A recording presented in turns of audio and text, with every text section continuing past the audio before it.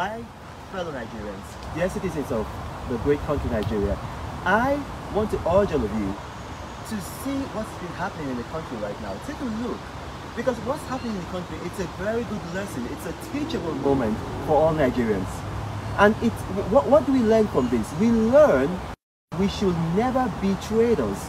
Never be traitors to our country. Never be traitors to our democracy. Never be traitors to our people like Oby Ezekwesili and Oby Sowore. And I'm going to prove to you how these people were traitors. You know, 6 weeks ago, Malam Nasir El-Rufai's son, Bello El-Rufai, you know, he had insulted Igbo women. You know, he called an Igbo woman a prostitute, and then he disparaged Igbo people in general, and then he said he was going to pass around an Igbo guy's mother to his friends to be gang raped. And then Oby Ezekwesili, who has for long been supporting this young man, supporting his father, supporting General Muhammadu Buhari, came up and tried to scold him. And this is what the boy said. He called her a beggar with receipt. Now, he called her a beggar with receipt and said that she had been coming to beg for money, Babiala, beg from his father at night. Now, think about that. Now, juxtapose this to the way and manner Oby behaved when former President Jonathan was in office. So look at what this young man said about her. That she was a beggar, she was coming to beg for money. And she was now attacking former President Jonathan. You know, I mean, just look at weaponized, bring back our girls. Now, juxtapose that. What this young man is saying is very, very clear. To all those who thought that Oby Ezekwesili was just doing it out of love and patriotism, it's now the boy has exposed her. Okay, if Oby Ezekwesili loves innocent young girls who have been abducted, how come she has not done bring back our girls for all the numerous cases where girls have been abducted by under the Muhammadu Buhari administration? I've been going around the world. I was in 32 countries last year. I met with Boris Johnson. I met with Theresa May. I met with Aznar of Spain. I met with various governors. I met with Steve Harper of Canada, begging for Liam Sharibu's release. What has Oby said? Because they are no longer giving a beggar with receipt. It's obvious. Let's not sugarcoat it. Because if we do not expose this kind of traitors, they are going to undermine our progress as a people. Look at the man that they brought, Muhammadu Buhari. Oby Ezekwesili was the first keynote speaker at APC's first ever forum, March 6, 2014. Google it, don't take my word for it. Look at it. When she contested for elections last year, her own party revealed that she only did that because she wanted to be made finance minister by General Muhammadu Buhari. These are traitors. Oby Ezekwesili is a traitor. This is a woman that does not have a modicum she should not even be respected. This man is actually a traitor. Now let's talk about Oby Sowore. Oby Sowore likes to pass himself off as an activist.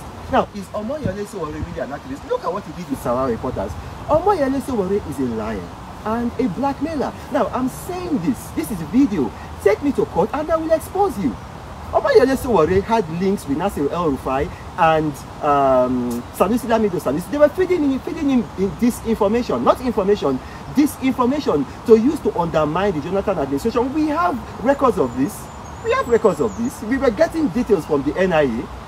He came to Nigeria, he was meeting with them, he met with them, we have the dates where he met. They were feeding Oby Sowore. All those things that you were seeing on Sahara reporters, they were deliberate lies.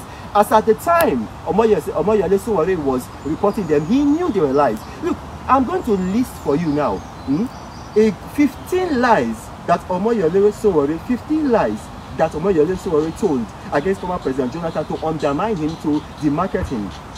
He said that Jonathan looted 32 billion from Bayelsa State and is the richest president in Africa. This was published on February 2, 2015, just 2 weeks to the election. He said that Patience Jonathan caused the Dana air crash because she was wasting time to land her presidential jet. Another lie. It was published on June 4, 2012 by Oby Ezekwesili's Sahara reporters with his knowledge. He said that Jonathan gave out gold-plated iPhones to guests at his daughter's wedding, published on April 13, 2014. Another big lie, complete lie. He said that Jonathan was too drunk to deliver his speech at the African Union, published on May 25, 2013. He did this deliberately because he knows that the Muslim North, they hate alcohol and drunkards. So he did that lie deliberately. He said that 49 billion was missing from the federal government's treasury, published on various days of February 2014. He said that Jonathan did not care about the Chibok rejected British offer to rescue kidnapped Chibok girls. A lie. It was published on March, just various times anyway. That he said that Jonathan led a 600-man delegation to the UN, published on September 22, 2013. Another lie. He said that Jonathan's team threatened a blogger with death, published on April 25, 2011. Another lie. He said that Jonathan was persecuting Rotimi Amechi, published on October 26, 2014. Another lie. Actually, it was Rotimi Amechi that was persecuting Jonathan. Rotimi Amechi leaked the letter that filled with lies that the then governor of Central Bank, Sanusi Lamido, wrote. He leaked it out to Oby Ezekwesili. Now let me continue. He said that Jonathan was a habitual drunkard, published on November 22, 2013.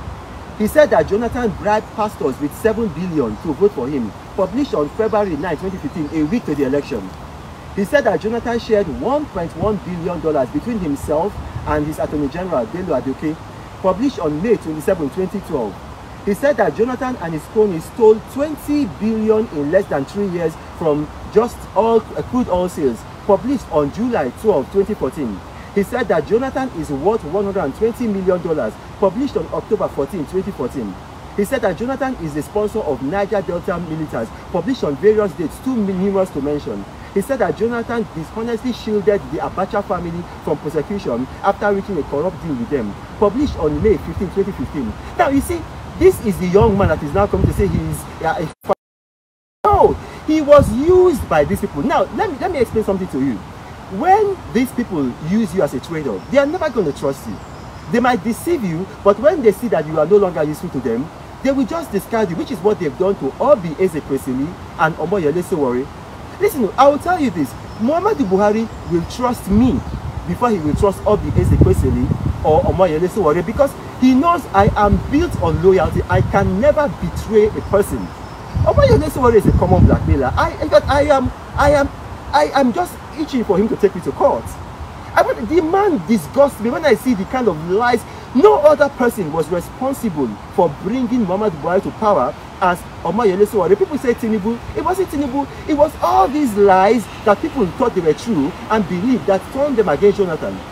So I want you guys, look, in the future, nobody, we should not allow people like this to come and rear their heads, ugly heads, to say they want to contest election. Look at the two of them. They contested in 2019. Oby Sowore, look at the amount of votes that he got. You should be embarrassed. But I just want to show you that if we as a people do not stand together against oppressors, if we continue being traitors, we will never make progress in that country. Now, this is Brandon Mockery, my masterclass. And if you can send me emails if you want. I can give you the details of what I said. info@renoonmockery.org. Talk to you guys later.